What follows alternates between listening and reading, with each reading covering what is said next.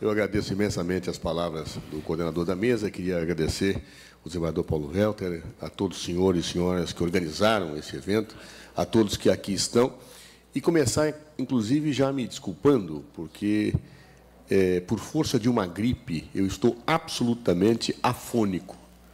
Então, a minha voz poderá desaparecer ao longo dessa breve reflexão, e não pensem aos senhores que tem a ver com a minha puberdade. Não, tem a ver com uma fortíssima gripe que, efetivamente, me pegou de jeito de ontem para hoje.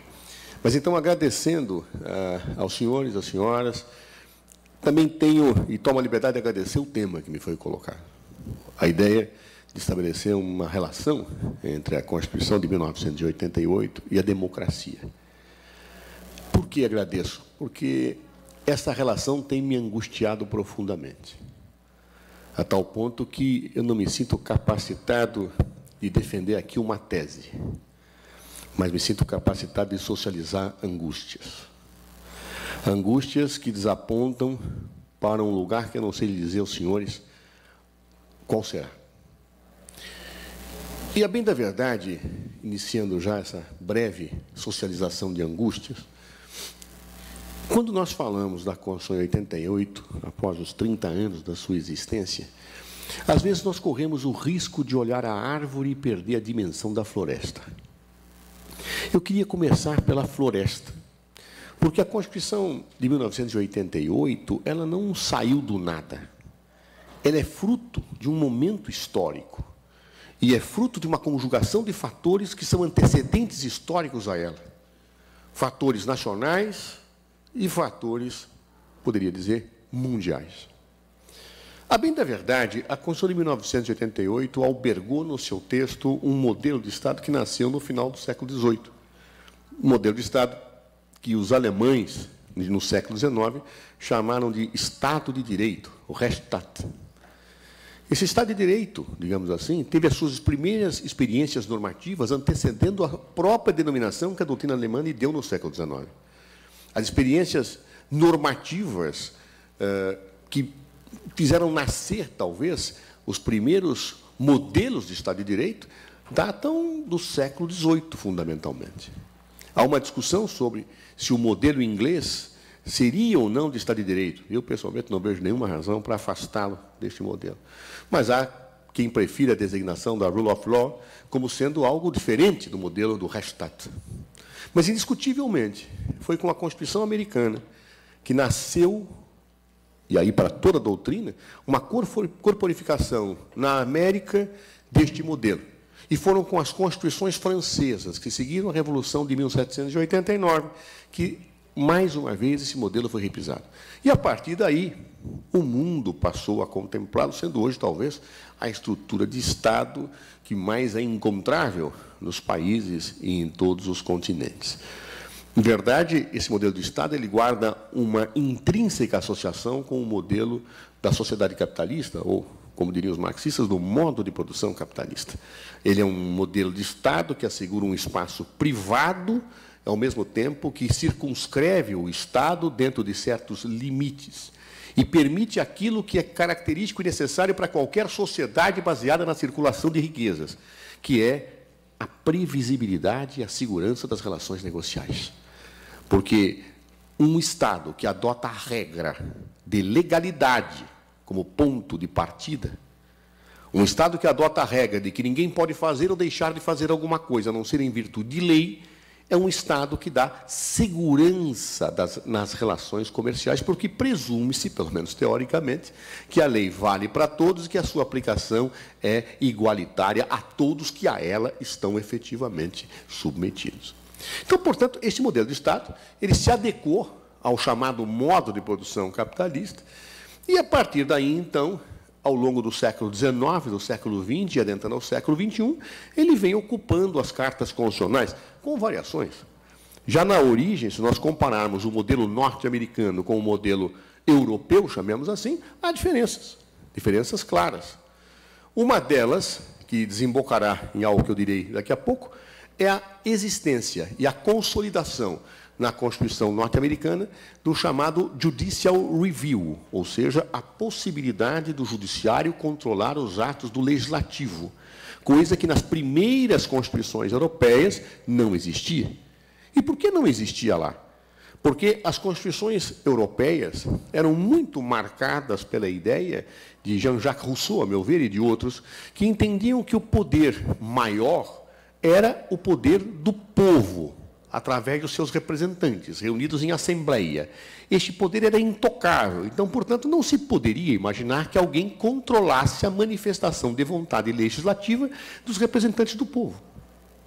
Porém, nos Estados Unidos da América, por razões que às vezes muitos desconhecem, a realidade acolhida no texto constitucional não foi bem essa. Optou-se por uma Constituição principiológica, mas com regras imperativas que deviam ser controladas pelo judiciário, de acordo com o que se convencionou depois, por força de um desacordo eventual que pudesse existir entre a vontade do parlamento e a Constituição. E por que isto? Se nós resgatarmos a história norte-americana, nós veremos que os pais fundadores da Constituição norte-americana tinham medo do parlamento. Eles tinham medo. Eles não gostavam do que o parlamento inglês havia feito. E eles, como grandes proprietários, eles tinham receio que o povo, de repente, começasse a colocar impostos demais e restrições demais às suas propriedades.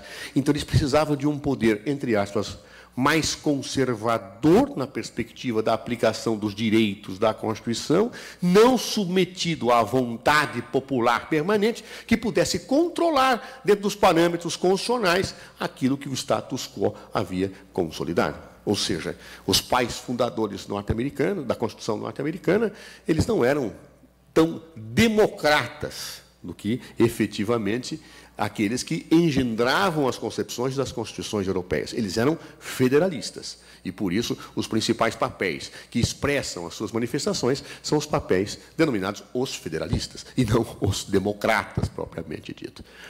Nessa perspectiva, também é importante dizer que este modelo, que nasce no final do século XVIII, ele tem uma mudança, um câmbio, uma transformação na dimensão da legitimação do exercício do poder político. Vejam, por que as pessoas obedecem ordens? Por que elas obedecem comandos? Já houve quem dissesse, as pessoas obedecem comandos porque sabem que, por trás do comando existe a força de um canhão. Muito bem. Mas nem sempre a percepção do canhão se coloca para que as pessoas cumpram ordens. Basta que as pessoas acreditem que aquele que dá ordens pode dá-las. A crença de que aquela ordem precisa ser cumprida mesmo que eu não goste. Esta ideia de crença, de cumprimento de ordens, é o que nós poderíamos, em linguagem técnico-jurídica ou filosófica jurídica, chamar de legitimidade. Ou seja, tem um poder legítimo aquela pessoa que é vista como podendo emitir comandos normativos de vinculação obrigatória às pessoas. Este é o poder legítimo. Posso até dizer que, por trás da legitimidade, talvez a maneira final que se tenha de assegurá-la é o canhão. É fato. Porque, se você não tiver o canhão por trás, uma legitimidade pode ser facilmente derrubada. Mas, antes do canhão, para que não se deixem sequelas do exercício do poder, porque o poder sempre deixa sequelas, é importante que as pessoas estejam convencidas de que devem cumprir. Funciona melhor um sistema normativo quando o poder que dele promana é cumprido sem contestação, porque as pessoas acreditam que aquelas ordens são legítimas. É por isso que, na história da humanidade, sempre nós tivemos a dimensão da legitimação do direito como algo importante para a sua existência.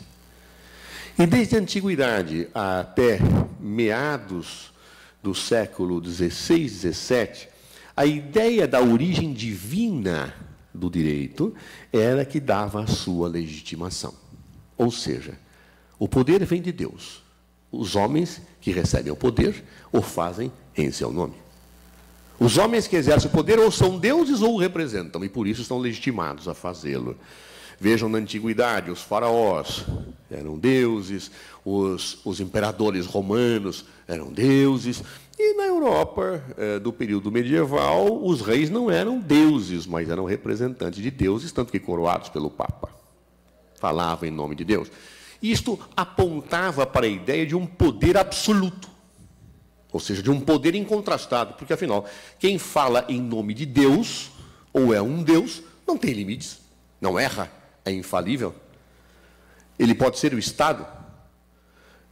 De certa forma, já na superação da Idade Média, num período de um estado de transição, que se convencionou chamar de Estado absoluto, a origem divina do poder demarcava muito claramente a ação dos monarcas. Era por isso que o rei Sol podia dizer na França, o Estado sou eu, l'État c'est moi. Ou os ingleses dizerem, o rei não erra. Claro, havia por trás um poder legitimado, dado por Deus. E muitas guerras aconteceram em solo europeu e em outros cantos do mundo, porque as pessoas disputavam a legitimidade do sangue daquele que ia governar. Não, aquele é um filho espúrio, não pode governar. Não, aquele não nasceu da pessoa que deveria nascer, então não pode governar. Ou seja, a ideia da legitimação divina do poder alimentou a crença da humanidade nas regras que a governavam durante séculos. Só que a sociedade capitalista não podia mais conviver com um poder ilimitado. Ela precisava de segurança jurídica. Ela precisava de limitação ao poder. E a limitação ao poder fez com que o poder passasse a ser dos homens e não mais de Deus. Um poder de Deus é ilimitado, muito bem, então vamos deixar claro que Deus está no seu papel e vamos deixar claro que o poder vem dos homens. Todo o poder vem do povo, em seu nome será exercido. Ou seja, a ideia da soberania popular marca o nascimento desse novo Estado. Ou seja, o Estado de Direito ele tem um componente de que o governo ele governa sob as leis, leis que são feitas pelos homens, pelas mulheres, ou seja, pelo povo. Mesmo aqueles que acreditam na existência de um direito natural divino, diante da nova realidade, passaram a dizer, não, o direito positivo tem que obedecer ao direito natural, senão ele é ilegítimo, mas que o direito positivo é o direito que governa e que é feito pelos homens, sem sombra de dúvida, é assim que se colocam as coisas. Por isso, eu quero dizer que dentro do modelo de Estado de Direito está implícita a ideia de democracia. Ou seja, é difícil definir democracia, mas eu posso afirmar que é a ideia de que o povo determina o poder em alguma dimensão. Quem é o povo? Este é o problema. Durante muito tempo, nós tivemos sistemas que tinham o voto censitário, ou seja, o voto de que nem todos podiam votar quando não tinham renda. Durante muito tempo, as mulheres não votavam. Durante muito tempo, os analfabetos não votavam. Muito bem, quem é o povo? Este é um outro problema. Se é maior ou menor dimensão democrática, este é um outro problema. O problema é que um mínimo democrático é necessário para a existência do Estado de Direito. E a ideia central que se coloca nesse plano é a ideia da democracia representativa, como sendo a impossibilidade do povo expressar por si só todas as decisões, todas as formações legais. Então, elege alguém que, em seu nome, votará as leis. E isto é uma característica do Estado de Direito. Um governo das leis, não um governo dos homens. Mas leis feitas por quem? Feitas pelos cidadãos eleitos pelo povo. Por quê? Porque o poder é exercido pelo povo e por aqueles que, em seu nome, o exercem. Esta é a lógica do Estado de Direito. Um Estado de Direito que parte dos pressupostos, portanto, do princípio da legalidade, que parte dos pressupostos da separação dos poderes, particularmente na visão sustentada por Montesquieu, a ideia de um poder legislativo, de um executivo e de um judiciário que se auto-equilibram, que se auto-harmonizam. E lembremos da premissa de Montesquieu, que dizia, todo homem que tem o poder tende a dele abusar. Por isso é necessário colocar limites ao exercício do poder.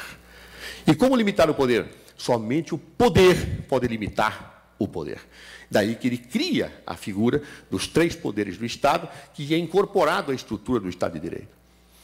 Mas lembro de algo que eu sempre, nesses dias, tenho percebido que, às vezes, eu julguei mal Montesquieu. Porque Montesquieu, a meu ver, como era um nobre, barão de Montesquieu, de La Brède, eu achei que, numa passagem, ele estava bajulando o rei. Porque, como estava propondo a limitação ao poder real, ele dizia, todo homem que tem o poder tende a dele abusar. Por isso é necessário que o poder limite o poder. E acrescentava, até a virtude precisa de limites. E pensava eu, ele está querendo elogiar o rei. Está dizendo, senhor rei, o senhor é muito virtuoso, o senhor é um exemplo de virtudes, mas, na verdade, o senhor precisa de limites também. Hoje eu percebo que Não. Ele não estava bajulando o rei. Ele estava dizendo uma verdade inexorável. Porque são os grandes virtuosos, ou se julgam muito virtuosos, que cometem os maiores arbítrios. São eles que, a pretexto de ter as suas virtudes, aniquilam as outras. São eles que usurpam o poder e abusam dele em nome da sua virtuosidade. Portanto, eu tinha razão, Montesquieu. Até a virtude precisa de limites. E dentro desta realidade, o Estado de Direito foi formado com legalidade, com separação de poderes, com democracia, com respeito a direitos. E essas são as características essenciais desse modelo de Estado. E foi este modelo de Estado que a Constituição de 1988 afirmou. No seu artigo 1º diz: o Brasil é um Estado democrático de direito. Me perguntarão os senhores. Bom, mas se a ideia de democracia já não está dentro do conceito de Estado de Direito, isto não é um pleonasmo? Eu, pessoalmente, digo, Estado Democrático de Direito é um pleonasmo, mas um pleonasmo necessário. Por quê? Porque no direito, até o óbvio precisa ser escrito. Em muitos chamados Estados de Direito, se aboliu a democracia.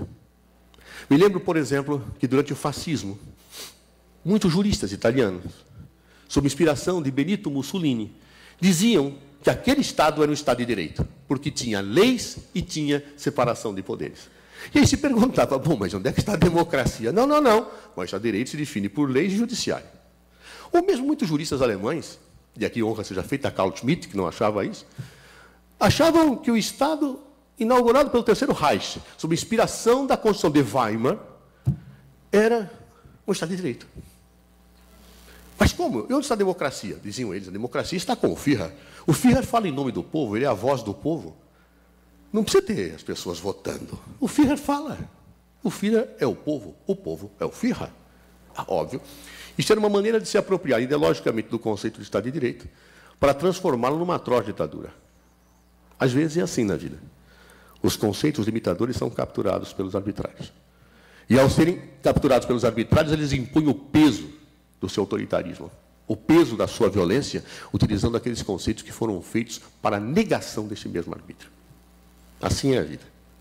Por isso, quando a Constituição brasileira fala em Estado democrático de direito, ela faz um pleonasmo necessário. É para deixar claro, não me venham com concepções ditatoriais de Estado de Direito, porque este aqui é democrático, porque este aqui é o povo que diz o que deve ser feito em nome dele e por ele.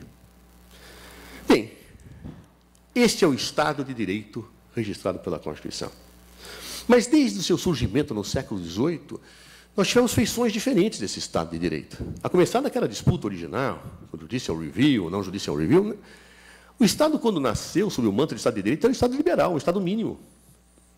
É Estado do laissez-faire, laissez-passer, ou seja, o Estado tem poucas coisas, o mundo privado e a mão invisível do mercado de Adam Smith regula de tudo. Tudo regula. Com as crises do século XX e as guerras mundiais, já antecedidas da Constituição Mexicana de 1917 e da Constituição de Weimar de 1919, o Estado liberal foi sendo substituído pelo chamado Estado Social. As desigualdades da sociedade capitalista exigiam uma intervenção, programas. O Estado não podia ser mais mínimo, a economia tinha que ser regulada. Então, o Estado mínimo transformou-se num Estado gordinho, que é o Estado Social.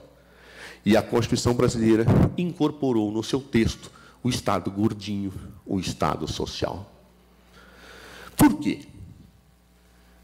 Eu me lembro que no segundo ano da faculdade, eu recebi para ler um livro famoso, clássico, do meu professor de Direito Constitucional, um livro de Fernand Lassalle, traduzido no Brasil com diversos títulos. O que é uma Constituição, a essência da Constituição, tem vários nomes desse livrinho. Tendo dedicação, o que é uma Constituição, eu falei, professor, o senhor acha que eu precisa ler esse livro? Se no segundo ano da faculdade eu não sei o que é uma Constituição, eu tenho que ler esse negócio aqui? Não é aquela arrogância juvenil característica dos que acham que sabem tudo. E ele me disse, meu filho, se você conseguir responder o que é uma Constituição, estudando direito, quando você tiver 90 anos, dê-se por feliz, porque até hoje eu não sei direito. E, de fato, não é fácil definir o que é uma Constituição. Eu diria, nessa fase da vida em que eu estou, talvez correndo o risco de mudar daqui para frente, que a Constituição, como todas as leis, elas são fotografias normativas que estabelecem o dever ser. Vejam, fotografias. Sim, fotografias. O que é uma fotografia? Aquilo que capta um momento da realidade. No entanto, as fotografias captam o que é naquele momento. Eu, por exemplo, vi outro dia uma fotografia minha com 18 anos de idade. Que coisa impressionante. Cabelo preto, sem barriga, bonitinho. E eu me entendi olhar ao espelho e falei, sou eu mesmo? Não, tem muita coisa diferente aqui. Ou seja, queria eu que aquela imagem dos meus 18 anos tivesse ficado retida para que correspondesse à verdade. Assim são as fotografias. Mas assim não são as fotografias normativas. As fotografias normativas expressam a realidade, aquilo que as forças políticas, num certo momento, desejam captar, conter, que não se mude, que fixe, ou que se mude. As fotografias normativas, elas dizem, é assim e eu acho que deve ser assim. Elas têm sempre uma base da realidade, do momento histórico em que são afirmadas, e afirmam o que deve ser no futuro. A Constituição de 88, ela veio após a ditadura militar de 64. Por isso, ela afirmava com todas as letras a ideia de democracia, a ideia de independência de poderes. Era a negação de um Estado autoritário, era a negação de um Estado dos anos de chumbo, era a aspiração democrática à enésima potência. Ela coloca princípios e regras limitadoras do Estado do começo ao fim. Por exemplo, na área que eu leciono, direito administrativo, pegue o artigo 37 da Constituição.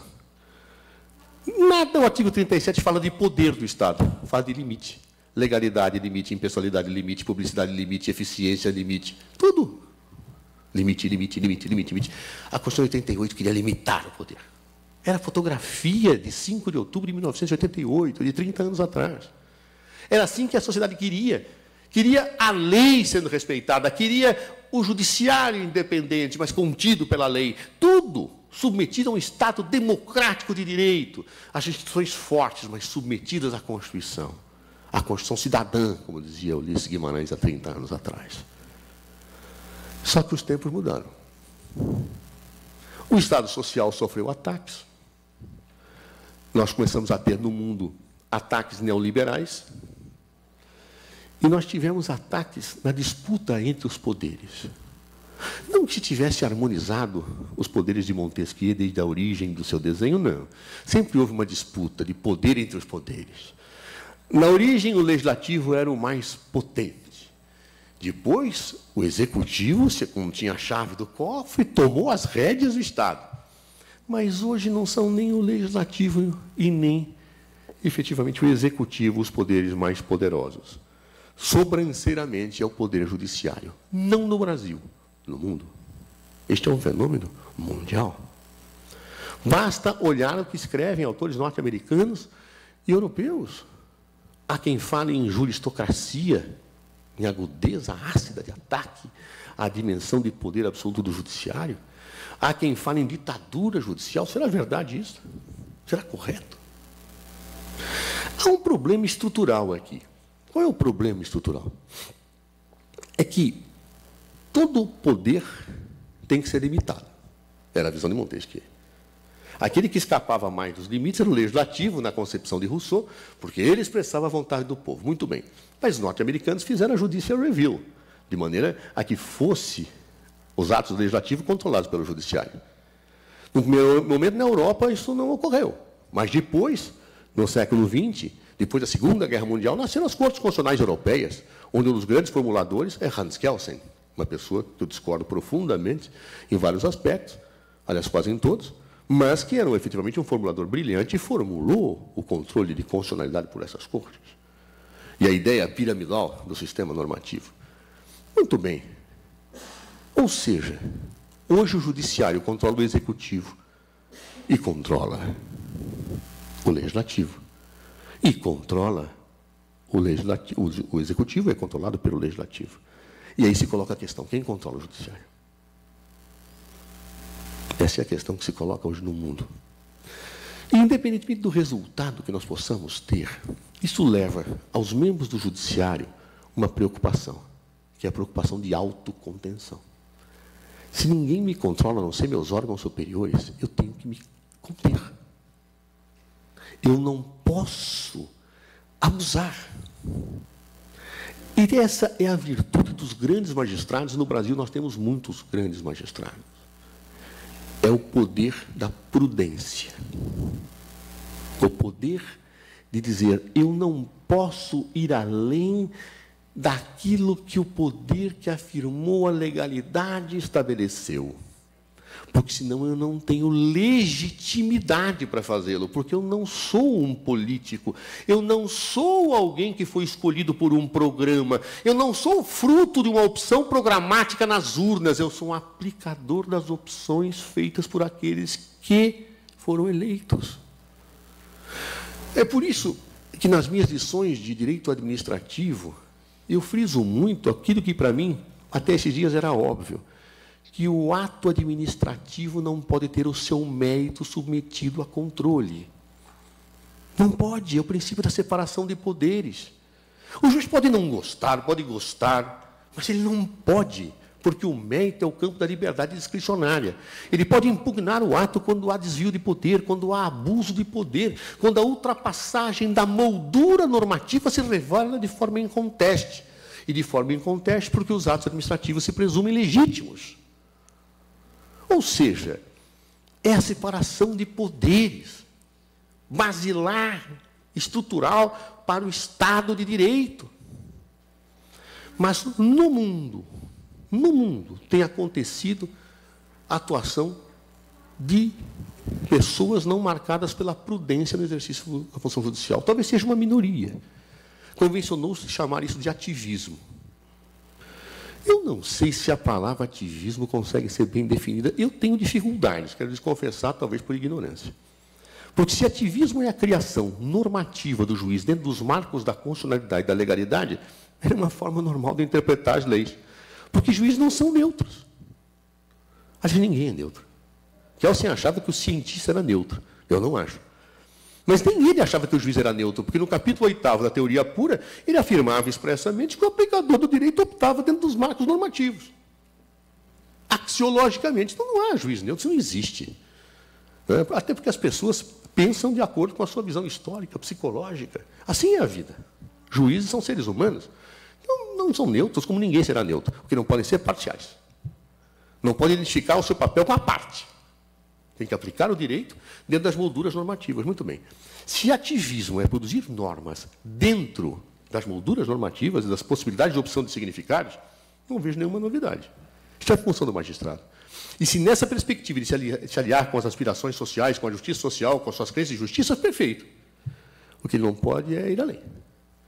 O que ele não pode é dizer que a Constituição não escreveu aquilo que está escrito, a pretexto de interpretá-las como bem aprouver. Porque se o fizer, ele arrebenta o Estado de Direito. Porque ninguém poderá revisar mais do que ele faz. Só os seus tribunais superiores. E se o tribunal máximo da nação disser que é o que não é, ninguém mais controlará. E o abuso estará colocado. E será fatal isto para o Poder Judiciário num segundo momento. Por que fatal? Porque o dia que juízes começam a ser vistos como políticos, o dia que juízes começam a ser vaiados ou aplaudidos, o sistema vai mal. Porque eles não são vistos mais como aplicadores. Não são vistos mais como pessoas que aplicam a lei, mas como detentores de poder originário. E isto é a sentença de morte futura para o poder mais importante do Poder Judiciário na atual feição, que é o Judiciário. Juízes não podem ser vistos como políticos. Juízes não podem falar fora dos autos. Juízes têm que falar nos autos e fundamentando, a partir da lei, e não numa retórica política que invoca situações extralegais. Juízes não podem julgar invocando estatística, quando estatística não é critério hermenêutico. Juízes não podem invocar as vozes das ruas, quando a Constituição não coloca legitimidade nas vozes das ruas, porque se assim fosse, os juízes do nazismo teriam condenado à morte todos os judeus, como está acontecendo naquele Estado. Porque as vozes das ruas na Alemanha queriam, sim, o que aconteceu com os judeus. Infelizmente. Portanto, o Poder Judiciário ele é contra-majoritário. Ele é um poder de freio, um poder de inovação dentro das leis. E, por isso, a prudência A prudência, não alimentada pela vaidade, não alimentada pelo aplauso fácil, não alimentada pelo palanque, efetivamente, da qual desfrutam os políticos quando disputam votos, é peça essencial para o equilíbrio do Estado Democrático de Direito. E é aí que eu vejo um problema hoje no nosso país, na nossa Constituição. O problema que nós temos hoje, e que nos assusta, e que as pessoas se exacerbam, não é só brasileiro. Ele é mundial. O problema da crise que nós vivemos institucional no Brasil hoje, ele só é potencializado. Mas ele é potencializado porque o modelo do Estado de Direito está em crise. Está em crise a exacerbação judicial decorrente da imprudência de alguns. Está em crise a democracia. Não há país no mundo em que a democracia representativa hoje seja aplaudida. Façam os senhores a experiência. Saiam do Brasil, peguem um táxi assim que saírem do aeroporto, onde quiser, ir na Holanda, na Alemanha, em Portugal, na China, no Chile, na Rússia, no Japão, e pergunte ao motorista, o que o senhor acha dos seus políticos? Todos dirão, bandidos, ladrões, corruptos, só pensam nele. Todos. Há que se perguntar, bem, considerando que políticos não nascem em árvores, e são eleitos, o que faz com que todos os políticos no mundo, na democracia moderna, sejam execrados por aqueles que os elegeram? Por que se fala de uma classe política distante daqueles que elegeram esta classe política? É uma questão que merece reflexão. Eu, pessoalmente, acho que esta crise da democracia representativa tem a ver com os novos meios de comunicação. No final do século XVIII, quando o parlamento se reunia, as pessoas nem sabiam o que votavam. Sabiam que a lei existia depois de anos, ainda quando sofriam as sanções decorrentes delas. Hoje nós sabemos em tempo real como as pessoas votam. Hoje nós sabemos como os deputados no parlamento votam, a cada instante, a cada momento. E dizemos, eu elegi esse homem para votar isto. Quero eu me manifestar. Eu me lembro que eu era ministro da Justiça em 2013. E um dos maiores fenômenos que eu vi, porque naquele momento nós não tínhamos crise econômica, foram as manifestações de junho de 2013. O Brasil estava bem na economia. Tínhamos saído de uma grande inversão social, em que milhões de pessoas saíram da linha da miséria. No entanto, em junho nós tivemos manifestações de 1 milhão e meio de pessoas. E eu me lembro, num dado dia, em que eu estava em Brasília e comecei a ver o Palácio de Itamaraty na minha frente sendo depredado. E parlamentares me ligando, do Senado e da Câmara, dizendo, estão invadindo e vão nos matar. E eu ligava para o secretário de Segurança Pública do Distrito Federal, a quem compete a segurança, e falava, o que está acontecendo? Ele falou, ministro, eu não sei. Porque eu tenho um manual. Eu não posso abrir bombas de gás lacrimogênio ou reprimir a população com 1 milhão e meio de pessoas. Se eu fizer isso, vai ter morte aqui, pisoteamento. Eu não posso fazer isso. No entanto, o que me recomenda o meu manual? Que eu chame os líderes e negocie a pauta. Não tem líderes e não tem pauta. E, de fato, eu olhava pela janela e via os cartazes. Mais verba para a educação, mais verba para a saúde, fim do exame da OAB. Eu falei, mas o que tem que ver uma coisa com outra? Eu não estou entendendo isso aqui. Era algo incompreensível, absolutamente incompreensível. O que era aquilo? Era a negação da ideia de que alguém me representa. Era a negação da ideia de que aqueles parlamentares que estavam lá e que o governo que estava lá representava alguém.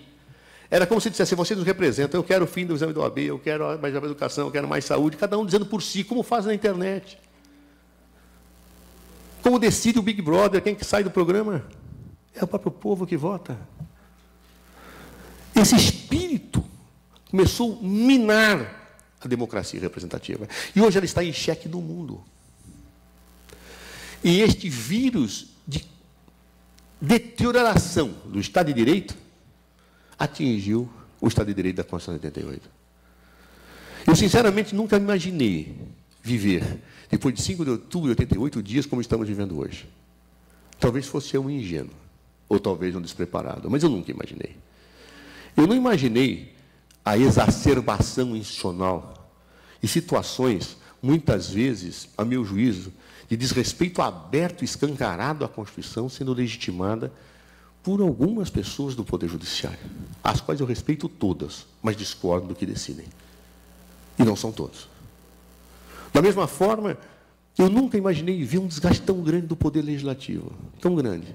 um poder que eu tive a honra de participar há muito tempo, mas que é hoje um poder desacreditado. Eu nunca pude ver situações de tamanho descompasso entre os três poderes. E, portanto, eu me preocupo. E sou obrigado a dizer e a socializar uma angústia, dizendo aos senhores que eu não sei onde é que isso aqui vai parar, no Brasil e no mundo. Eu não sei. Eu vejo dois caminhos.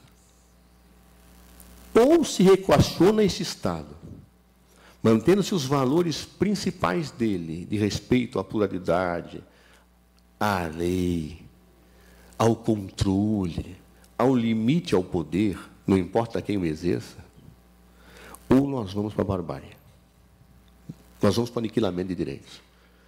Nós vamos para quem manda mais decidir o que quer, não importa que poder esteja. Ou seja, ou nós vamos para a ideia de coletivamente respeitar uma institucionalidade, a divergência, a tolerância, a condenações com provas, ou nós vamos para um Estado em que se condena por convicções sem provas, ou nós vamos para um Estado em que não há limite para pessoas que têm o poder investido, ou nós vamos para um Estado onde a prudência não é uma virtude de quem exerce o poder. O que será? Não sei lhes dizer. Por isso que eu disse, eu não tenho tese a sustentar. Eu tenho vontades e quereres. Eu não quero que as conquistas que a humanidade teve desde o século XVIII em relação ao Estado de Direito sejam aniquiladas. Eu não quero que os direitos dos meus inimigos sejam violentados, porque sei que um dia, se assim ocorrer, os meus também serão.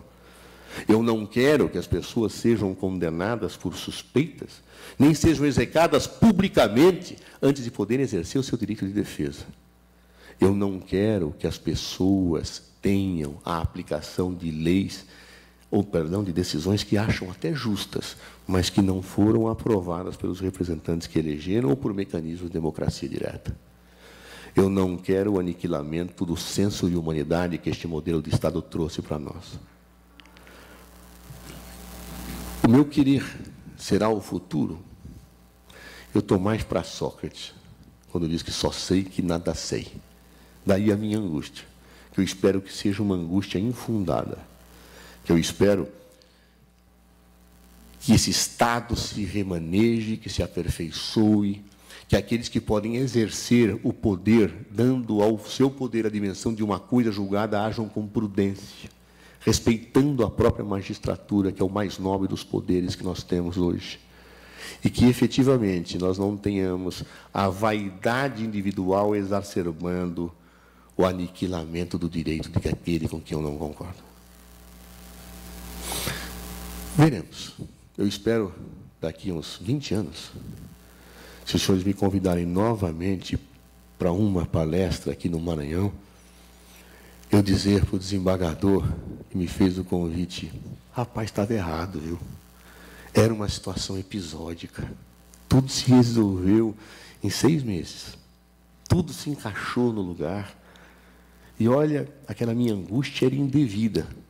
Era a angústia infantil de um democrata defensor do Estado de Direito assustado. Eu só espero, portanto, poder voltar daqui 20 anos e dizer que a minha angústia não era verdadeira. Porque, sinceramente, se estiver errado, eu não sei se haverá encontros como esses, em que eu possa dizer com liberdade aquilo que eu estou dizendo, sem sair daqui algemado e preso por ter afrontado alguma concepção dominante que efetivamente não é a minha. Muito obrigado.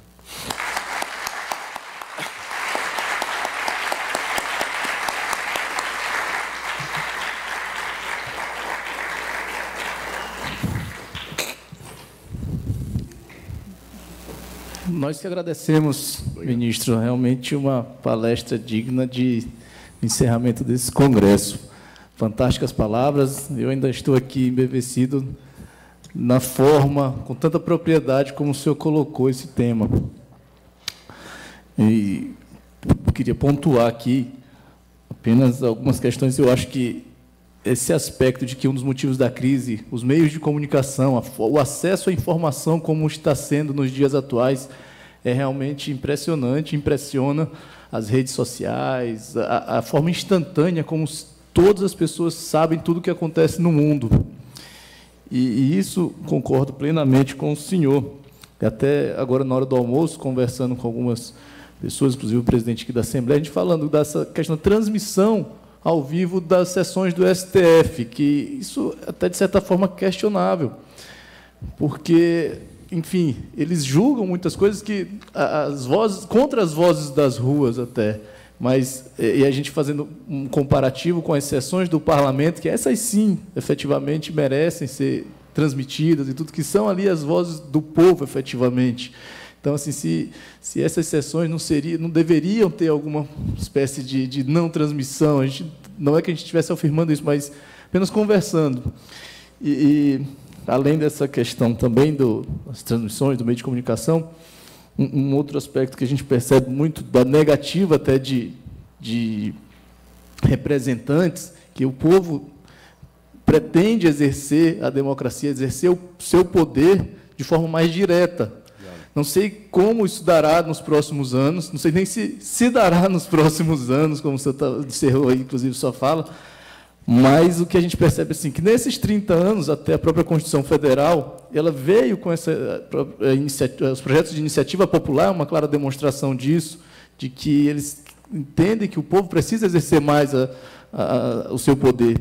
Muito embora tenham sido poucos os projetos de iniciativa popular, eu não sei se agora, com o acesso à informação cada vez mais fácil, se isso vai ser possível ser feito de forma mais direta. São pontuações realmente apenas para reflexão que eu coloco aqui. Abro, inclusive, se eu quiser pontuar. Eu acho que a tua colocação é muito pertinente e eu também não tenho resposta para ela, pelo seguinte, porque a democracia representativa está em colapso. Absolutamente colapso no Brasil e no mundo. Então, qual é o caminho? A democracia direta. Mas como? Bom, você vai dizer, os mecanismos de comunicação hoje permitem uma participação direta. Daqui a pouco as pessoas podem votar leis das suas casas. Mas eu também me assusto com isso, quero dizer francamente. Por quê? Eu, outro dia, li um livro, e eu não entendo, quero ressalvar, não entendo absolutamente nada de neurologia. Sou um beócio no assunto. Mas até eu entendi o que esse cara queria dizer, tão didático que era o livro. E ele falava dos efeitos da rede mundial de computadores no cérebro humano. E, basicamente, a premissa que ele parte é o seguinte: o cérebro humano ele é plástico. Então, você, pelo estímulo, ativa circuitos neuronais e, pelo desestímulo, o não uso, desativa circuitos neuronais. Claro? Então, por exemplo, se você me perguntar quanto é 6 vezes 7, eu sei. Mas, se você chegar para um garoto hoje, ele vai pensar muito para dizer quanto que é 6 vezes 7, porque ele tem máquina de calcular e eu não tinha quando eu fiz a escola. Então, você desenvolve situações de treinamento cerebral a partir dos estímulos. Ele chega até a dizer nesse livro que ele mostra como, antes do desenvolvimento da escrita, os cérebros humanos eles tinham um poder de memória muito maior, porque as pessoas tinham que guardar na memória tudo. Quando o homem começou a desenvolver a escrita, certos circuitos neuronais de armazenamento da memória ficaram desnecessários. Então, o cérebro humano muda. E ele começou a fazer a análise, através de pesquisas científicas, de como é o cérebro na internet. Os tempos atuais, quais os efeitos da internet no cérebro humano. E ele diz o seguinte, falou, olha, o cérebro humano, com a rede mundial de computadores, está desenvolvendo brutalmente certas capacidades. Capacidade de rapidez informativa, de intervenção rápida. Então, o cara está lá no computador fazendo o trabalho para o dia seguinte, tá certo? Fazendo a sua petição no dia seguinte, fazendo sua sentença no dia seguinte, vendo a novela que ele gosta no canto direito do computador, né? Vendo a jurisprudência que ele está citando no campo esquerdo, falando no WhatsApp no centro com a sua esposa, com a sua namorada, e na tela de baixo falando com o seu outro namorado ou namorada, tá certo? Então, às vezes, dá umas confusões, assim, né? O cérebro não está tão treinado, assim, você manda mensagem que é para um, que é para outro, tal, né? As crises todos nós conhecemos que acontecem no cotidiano. Mas o cérebro humano está se desenvolvendo nesse sentido. Porém, diz ele, está perdendo em análise aprofundada. As pessoas não conseguem ler mais do que as mensagens que recebem no WhatsApp. Passou de uma página, esqueça. Claro? É muito comum eu receber, quando mando algum texto longo, e dizer, quando virar filme eu leio. Eu vejo. Né? Ou seja, Isso traz um problema. Vejam, no nosso universo mesmo, né? Eu me lembro, quando eu entrei na faculdade, também não faz tanto tempo assim, tão velho assim, eu pegava os manuais, quando eu comecei a dar aula, os manuais que eu indicava em bibliografia de direito administrativo, né? Manuais que eu considero os melhores, desde o Elilofo Meirelles, Celso Antônio Bandeira de Mello, Maria Souza de Pietro, tantos outros. Outro dia, dando uma aula, me pediram indicações bibliográficas, eu dei. Aí o aluno depois falou assim, senhor, esse livro é muito grande, não tem um menorzinho? Rapaz, é um manual de direito administrativo. Ah, mas tem um outro lá que é direito administrativo descomplicado. Tem 50 páginas. Ah, meu Deus do céu. Ou seja, é difícil. Nós estamos vivendo um momento de ausência de reflexão aprofundada. Isso implica no quê? Em dogmatismo. Mas nós hoje conversamos com o mundo com o aplicativo. E nos nossos grupos só estão as pessoas que pensam como nós. Aqueles que não pensam vão para outros grupos. Isso torna uma imbecilização completa os diálogos, porque todo mundo fala as mesmas coisas. E a tal ponto que as pessoas acreditam em cada asneira que se coloca nesses grupos, que é impressionante. Se eu trabalhar a ideia do senso comum do que o cara quer ouvir, ele acredita. E, ora, sabendo que hoje nós temos mecanismos que retêm informação e trabalham com aquilo que nós queremos, isso é perigosíssimo. Por exemplo, eu sou um comprador de livros contumaz, compro muito mais do que consigo ler. E compro muitos pela internet. Pois eu abro para ver o resultado do jogo de futebol do meu time e aparecem livros dos temas que eu compro. Eu fico impressionado. Eu gosto muito de biografias. Então, estou vendo lá o resultado do meu time, o São Paulo. Quando está o jogo do São Paulo, aparece biografia de Napoleão. Biografia... Mas o que é isso aqui? Eles sabem o que eu gosto. E se eles sabem o que eu gosto, eles sabem o que me dizer dentro do meu senso comum. Então, podem criar uma fake news que prevê a maior imbecilização, mas se está dentro dos meus preconceitos e crenças, eu acredito. Isso é direcionado. Muito bem, por que eu estou dizendo isso? A democracia direta também me assusta, se ela não tiver um espaço de reflexão de pluralidade garantido. Se eu não puder escutar quem não pensa como eu, a democracia direta vira a horda de fanáticos, manipulada por aqueles que detêm o poder da informação e da intervenção no mundo da rede de computadores. Então, portanto, um Estado democrático do futuro talvez não deva abolir totalmente a democracia representativa, mas tem que criar espaços de ampliação da democracia direta com garantia de pluralidade de reflexão, de debate, porque senão nós teremos estados de fanáticos. Teremos arenas romanas, claro, em que as pessoas não precisam de dividir o processo legal. Basta decidir de acordo com o sentimento da arena. Se a arena faz assim, eu absolvo. Se a arena faz assim, eu condeno. É assim? Isso é o Estado de Direito? Não. Isso não é democracia. Portanto, eu te digo, não sei. Eu não sei o que acontecerá. O que eu gostaria é de um modelo de Estado que combinasse a democracia direta, que ampliasse a democracia direta, com espaço de discussão, com garantia para a democracia representativa. É o que eu gostaria. Agora, será? Ou nós vamos para a barbárie? Ou nós vamos para um Estado orwelliano, tipo do Big Brother de George Orwell, em que o grande irmão sabe o que eu quero, me diz o que eu quero ouvir e me manipula para o exercício do seu poder. Não sei. Antes de abrir aqui para as perguntas, é só registrar, Dr. Paulo, como as palestras se complementaram aqui nesse congresso. Sua palestra hoje pela manhã, que o senhor falava das grades da democracia, que elas precisam ser observadas para que não haja esses extremismos. E aí o ministro vem aqui de forma fantástica também falar com outras palavras isso, no caso aqui, trazendo aqui para a democracia direta. Realmente muito bom, parabéns realmente mais uma vez, desembargador Paulo. Como de praxe, todos já sabem, temos espaço aqui para 3 perguntas e, pelo visto, nosso auditório ficou bastante insuflado com a sua palestra, ministro. A juíza, professora Ariana, por favor, tenha a palavra. Eu queria parabenizar um pouco pela síntese que fez da vontade humana, da questão representatividade. Eu não sou, apesar de... E também parabenizar meus ex-alunos da UFMA, que estão aqui, foram alunos de Direito Administrativo, e que gostam muito ainda de Marçal Justo, de Kelsey, de Kant, nunca reclamaram de Marçal Justo, que é longo, nem do professor Eli, que era nosso mestre, e também homenagear meu professor de processo civil, professor Pedro, que foi o melhor professor que eu tive da Universidade de Processo Civil, e o professor Alberto na outra área. O professor Pedro foi nosso mestre e com quem aprendemos a olhar Nelson Neri, Moreira Barbosa e todos os outros. A questão do Rousseau, que o senhor coloca muito bem, ele, quando criou a Assembleia Geral, não imaginou certamente que as vontades seriam viciadas. O senhor coloca bem que havia aquela questão, só votava quem analfabeto, as exclusões. Nós temos as exclusões, apesar da representatividade, e eu também quero agradecer muito a vinda do senhor aqui, porque eu e a doutora Socorro, que também é uma juíza, nós éramos suas fãs, e o senhor continua bonito do mesmo jeito. Obrigado. Agora eu vou dormir em paz. Era quando eu não vinha. Obrigado.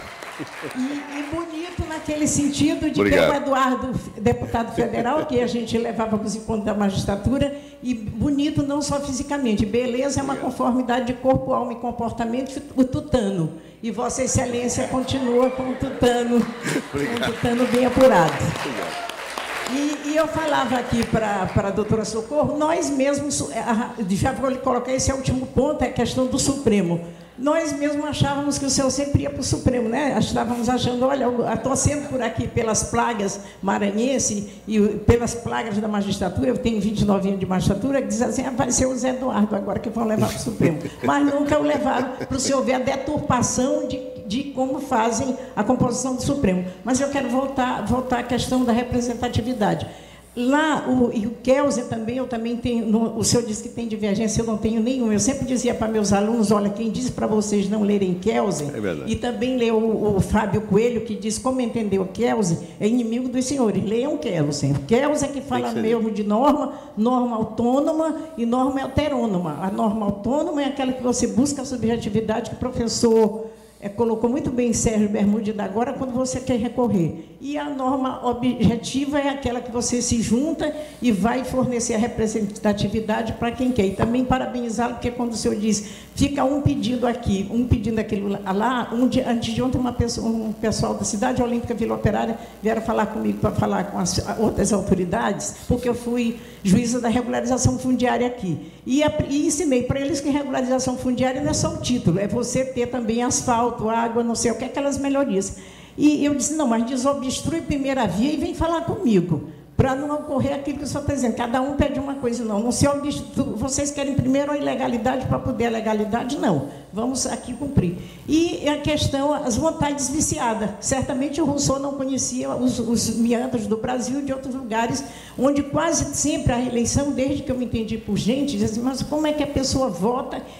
Quando eu fui ser magistrada e promotora nos interiores, eu disse assim, mas como é que a pessoa pode votar em alguém que é dono do hospital, dono não sei de quê, é dono da fábrica, é dono daquilo? Ele vai continuar sendo maltratado. Vota no médico que lhe maltrata, não sei o quê. Depois eu vi que a gente aqui em São Luís, eu sou ludovicense, a gente também faz isso. Então, a primeira coisa que tem que limpar para a democracia direta é o vício das vontades. As vontades são viciadas por dinheiro, por isso, por aquilo. Pela questão da educação, que a gente se bate muito, você é formado, educado para reivindicar aquilo que é para você, sua família, o eu primeiro, não o outro, não para nós, não para o coletivo. E também eu vejo no fórum, em outro lugar, a gente tem muita dificuldade em fazer as pessoas no elevador onde você mora, de dizer, não bota no chão, não suja, porque isso aqui é meu, não é do público, porque é público, é nosso. Não rouba o dinheiro. De manhã eu fiquei muito encantada com o presidente nosso do tribunal, porque ele está tentando gerir um dinheiro que não é dele, de forma que socorra mesmo o judiciário. Não ficar. Todo mundo que diz, não vou ficar com dinheiro público, eu já fico morrendo de amores. E o senhor disse assim, vamos lá para a Holanda, não sei o quê, eu sou magistrada há 29 anos, fui promotora, fui da Justiça Federal, mas só tenho um carro, uma casa, e se não tiver água, luz, padaria, mercearia, aquele dinheiro das férias, você não sai, não tem outra coisa. Se o ladrão chegar e disser, vamos procurar um dinheiro em Oriana, eu tenho realmente que ir com ele, porque eu também não tenho nenhum. Então, não tem, o magistrado, é o que o senhor diz, é casta mesmo. Tem inveja dos mais jovens que já entraram ganhando mais que nós. Já foram estudar, o tribunal nesse tempo dizia, juiz que estuda, juiz não é para estudar. Juiz não tem que fazer curso disso, daquilo, a gente já faz depois de velho, concorrendo com os meninos. Mas eu só queria dizer, terminar com a composição do Supremo. O Supremo hoje, ou os outros tribunais, são aquilo que o Poder Executivo levou. Outra coisa, eu sempre achei que o Poder Judiciário, eu era promotora e dizia assim, mas quem dá a decisão, eu dou o parecer, o juiz na colhe, vou ser magistrada. E o magistrado é o mais importante. Descobri que não, na própria magistratura. O poder mais importante é o legislativo. E é o mais, eu não vou dizer avacalhar, Deus me livre, é um adjetivo que não cabe. Mas é o mais que a pessoa vota e depois de Deus me livre, para que a gente, com a gente mesmo, para que eu votei em fulano, ele está decidindo contra a gente.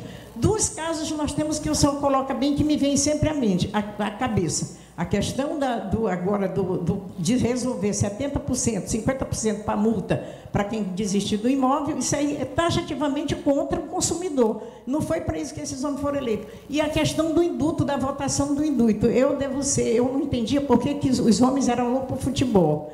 Depois eu disse para meus alunos, quando chegou a TV Justiça, agora que eu entendo, eu detesto futebol, mas eu adoro chegar em casa, comer e ligar ali para ver o que o Supremo está decidindo, ou o Tribunal Superiores, ou então ler as revistas. Eu coleciono as revistas e leio até hoje, ou ver aqui que o próprio nosso tribunal está decidindo, para você não ficar tão fora do que o tribunal está decidindo, porque não adianta você não acompanha.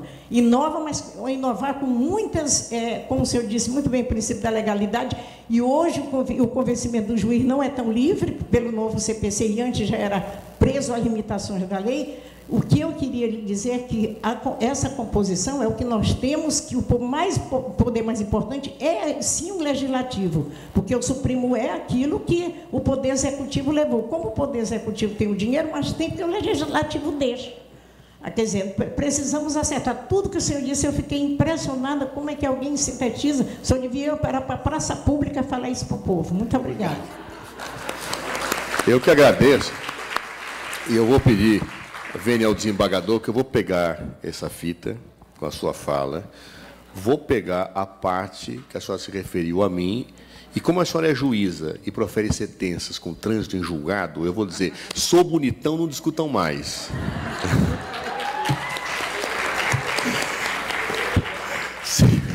Segundo, eu acho que a senhora tem toda a razão quando fala de Kelsen. Eu não conheço um autor mais criticado que Kelsen. Eu sou um dos críticos de Kelsen, por várias razões. Depois a gente até conversa. Mas eu estudei muito Kelsen. Aliás, o Fábio Olhoco, ele escreveu o livro, era meu sócio de escritório, nós fizemos pós juntos, é um grande amigo, como se fosse irmão. E nós fazíamos o pós juntos, estudávamos Kelsen juntos. Né? E ele, aí depois eu fui ser vereador para a vida política e ele permaneceu melhor que eu na vida acadêmica e escreveu esse livro, fruto das discussões que a gente tinha, porque ele é difícil de digerir realmente, Kelsen. Toda vez que você lê a teoria pura ou lê a teoria geral do direito do Estado, você descobre coisas novas, elementos novos. Né? E eu, como sou um crítico dele, mas embora concorde com algumas coisas que ele diz, eu acho que leitura de Kelsen é indispensável até para a superação do seu pensamento, porque é tão lógico, é tão, né, que eu tenho que... Eu que discordo da premissa metodológica da neutralidade científica dele, tenho que ler aquilo para poder discordar com o fundamento. Ele é um autor de imprescindível leitura, a meu ver, eu assino embaixo o que o senhor está dizendo. E terceiro e último ponto, realmente nós estamos vivendo um momento de crise. Né? Eu estou fazendo, como disse o introdutor, o nosso presidente da mesa, um trabalho acadêmico na Universidade de Salamanca, e o meu primeiro projeto, a minha orientadora olhou e falou, você vai falar do Brasil, é? Falei, vou, mas aqui é o mesmo, não muda nada. E aí que eu comecei, por dever de ofício, ter que verificar que nós estamos realmente com uma crise geral do modelo de Estado, não é exclusivamente brasileiro. Né? Recentemente, na Espanha, eu via situações muito parecidas com o que nós temos no Brasil, não com essa gravidade, não com essa potencialidade, né? Mas tem, né, na Espanha, nós temos também na Itália, nós temos em vários países do mundo situações absolutamente análogas, não tão agudizadas, mas mais colocadas. Então, eu acho, sinceramente, que é um momento, talvez das crises nasçam as grandes soluções, né? Que nós temos que pensar seriamente, particularmente os operadores do direito, em relação a como que as coisas podem se reequilibrar. Né?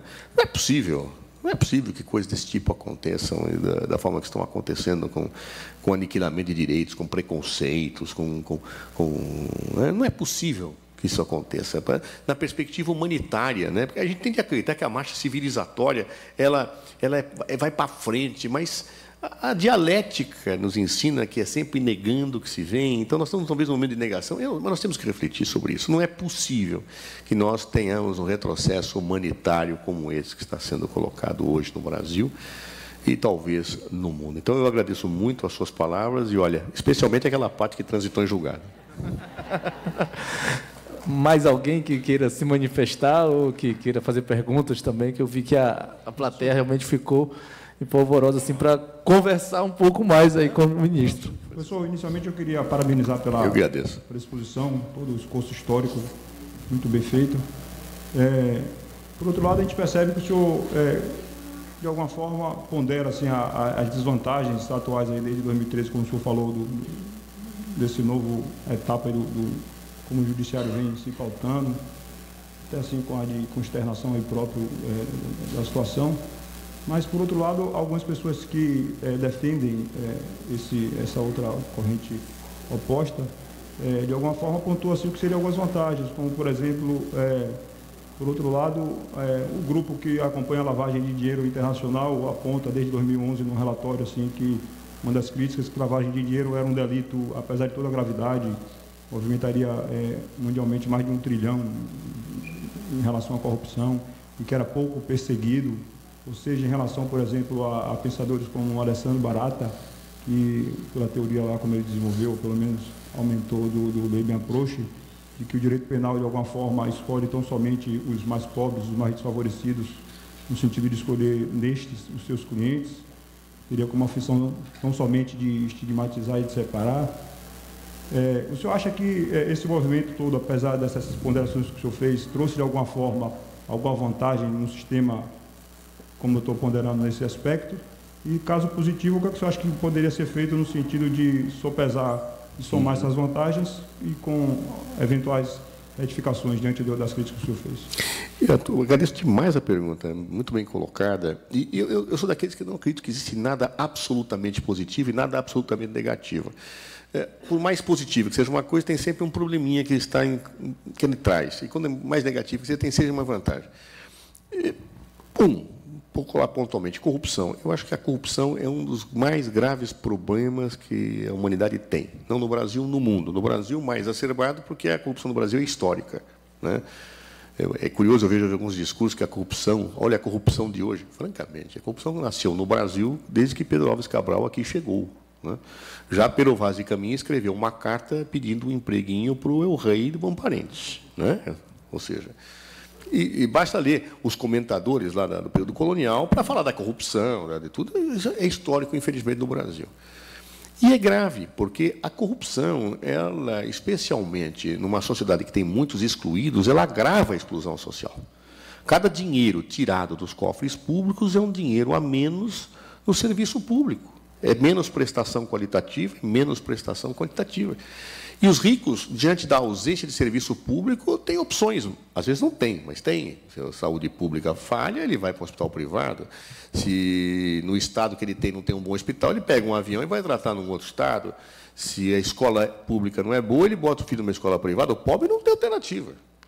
Então, eu sempre sustentei, continuo sustentando, a minha carreira parlamentar foi inteira de combate à corrupção, que a corrupção é uma das causas da exclusão social, de agravamento da exclusão social.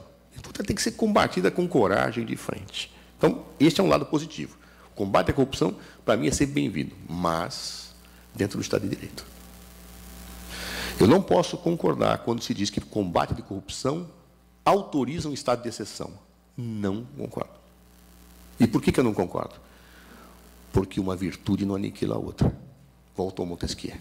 A virtude do combate à corrupção não aniquila a virtude do respeito ao Estado de Direito.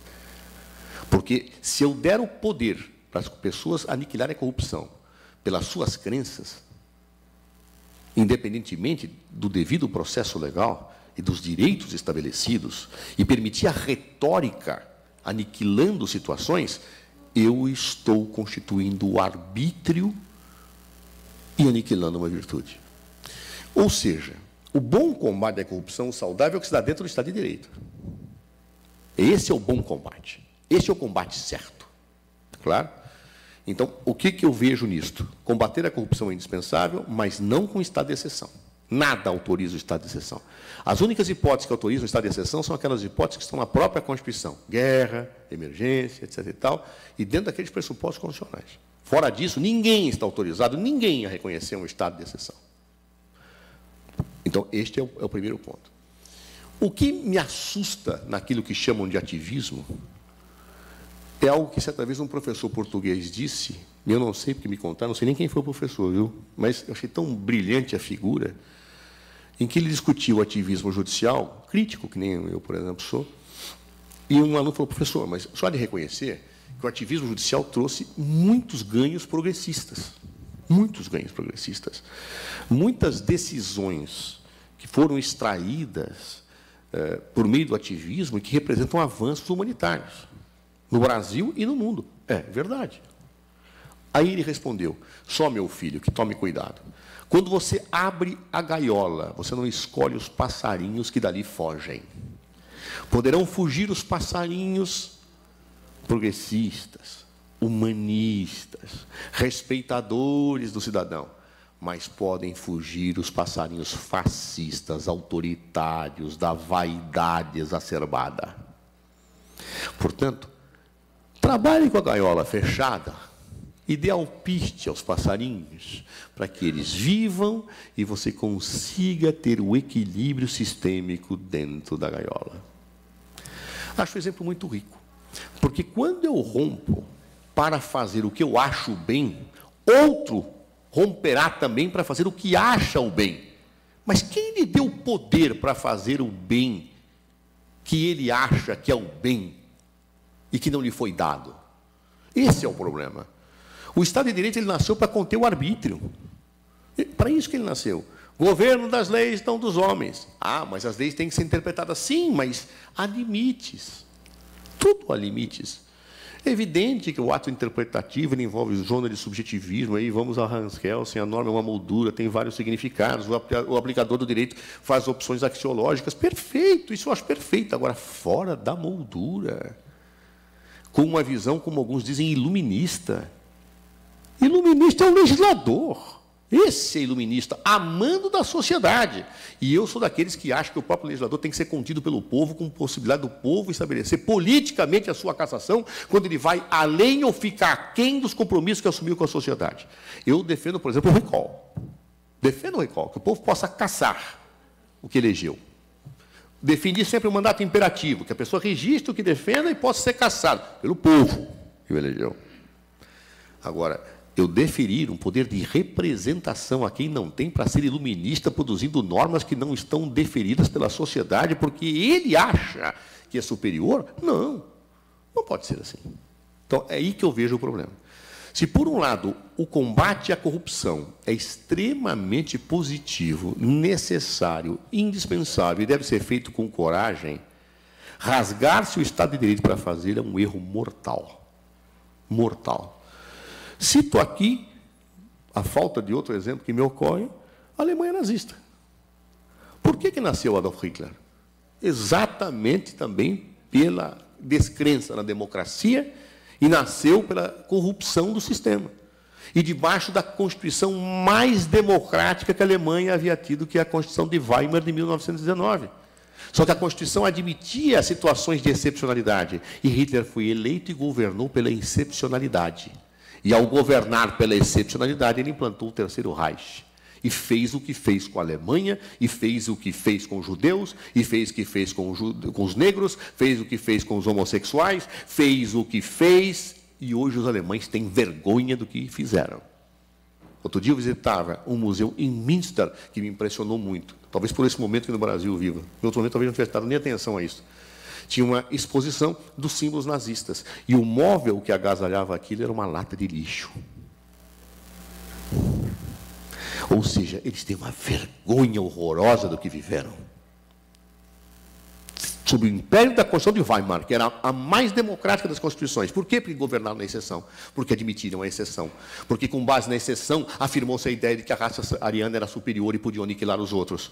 Porque é com base nas exceções que aniquilaram os que não pensavam como os nazistas pensavam. Isto é uma vergonha depois de anos. E quantas milhões de pessoas tiveram que morrer para que se voltasse ao Estado de Direito sem exceção na Alemanha? Portanto, a meu juízo, o combate à corrupção não autoriza o estado de exceção. Não autoriza a prisão por convicções sem provas. Não autoriza o extrapolar dos direitos constitucionais. Não autoriza. Claro? E aí que eu divirjo frontalmente com alguns juristas, com alguns magistrados, com alguns membros do Ministério Público, até com alguns advogados que defendem o oposto a mim, dizendo que, pelo combate à corrupção e pela voz das ruas, a defesa da Constituição, todas as interpretações são possíveis, inclusive as que pisoteiam a Constituição. E eu pergunto, quem lhe deu poder para dizer isto? Ninguém. Essa é a questão que eu coloco. Ou seja, em síntese, vamos combater a corrupção com o máximo vigor, mas sem aniquilamento de direitos e de garantias de um Estado que nasceu para permitir a superação da barbárie e do autoritarismo. Desembargador Paulo, eu sinto lhe dizer que a cada pergunta é uma nova palestra e eu acho que o ministro... Não, mas é porque é um ensinamento novo, o ministro vai ter o direito de cobrar, inclusive, dobrar os pagamentos, viu? Mais alguma pergunta? Ainda temos tempo para isso? Acho que sim. Mais alguém? Temos uma lá atrás. Boa tarde. Ministro, eu gostaria de saber, na linha das suas considerações acerca do ativismo, o senhor coloca até uma questão sobre a própria legitimidade, tendo em vista, né, que tem toda essa discussão da questão contramajoritária do próprio magistrado, do judiciário. Tendo em vista que nós estamos no Congresso da Constituição Federal, o senhor não acredita, de repente, que essa legitimidade, em que pese não ser de forma direta, né, aliás, representativa, ela não é também autorizada pela Constituição, obviamente dentro de limites, né, da moldura que o senhor coloca, mas não lhe parece que também, ao existir esse movimento, que tantos denominam ativismo, ele está, assim, no seio da Constituição, através dos próprios instrumentos que ela coloca. O Poder Judiciário, inclusive, ele é um desses instrumentos que a Constituição traz para os cidadãos, para ele poder ser a salvaguarda, né? Foi falado aqui o fiel da balança. De repente, essa legitimidade contra-majoritária, por não ser de eleições, ela não seria encontrada na Constituição, ainda que dessa forma? A resposta é não. Por que acho que não? Porque o judiciário ele deve cumprir os princípios constitucionais. A Constituição diz isso. Ninguém poderá fazer ou deixar de fazer alguma coisa a não ser em virtude de lei. Ninguém poderá ser condenado sem contraditório e ampla defesa. Ninguém. E o judiciário é que aplica isso. De onde se extrai o que não está lá dito? Se estiver dentro das possibilidades interpretativas, de acordo. Mas o problema é quando está fora. É quando a Constituição claramente diz uma coisa e você fala, não, ele não diz. Porque eu quero interpretar diferente. Aí não dá. Claro. Ou seja, então era melhor não ter Constituição. Se o Judiciário pode tudo, então não tem Constituição para quê? Ele diz. Aliás, havia uma corrente do direito que dizia isso, não? A corrente realista, que sustentava que dá o juiz decide. Bom,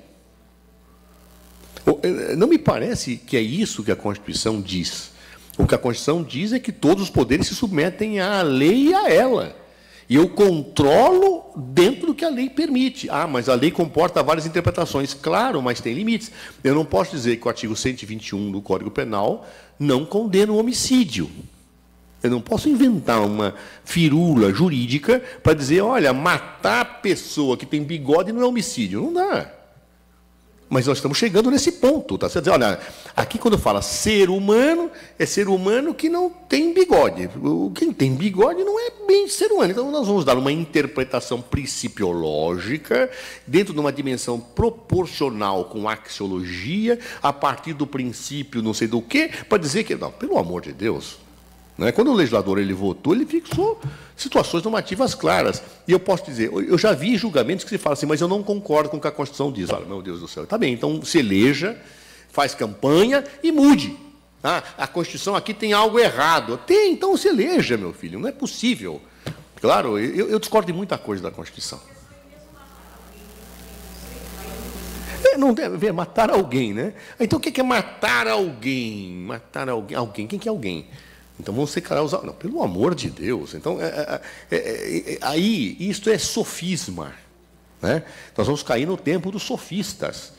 Eu não posso concordar com isso. Assim, com todas as vezes, quem pensa o contrário, não posso concordar. Eu, se tivesse sido ministro do Supremo, seguramente, diante de algumas causas, eu diria, a minha vontade é julgar assim, porque acho que é assim, acho que deveria ser assim, porém não me deram poder para fazer isto. Me perdoem, não me deram poder para eu dizer isto. Eu julgaria desta forma, se eu pudesse, eu diria isto, mas não me deram todo o poder do mundo. Eu não tenho este poder. É como eu penso direito.